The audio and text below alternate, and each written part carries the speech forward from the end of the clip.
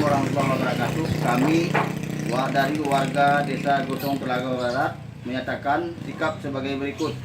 1. Kami mendukung Polri terhadap penangkapan para pelaku hoax yang dapat mencegah memecah belah persatuan dan kesatuan bangsa.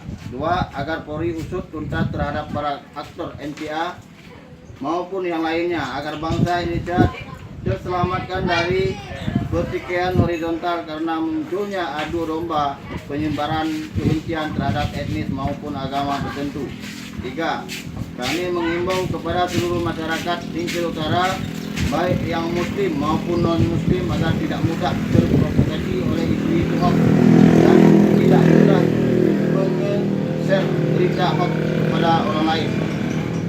4. Mari selamatkan Kabupaten Aceh Singkil dari isu-isu sara dan ujaran kebencian demi terciptanya kerukunan beragama dan terciptanya para rasa aman di Kabupaten Aceh Singkil. Terima kasih.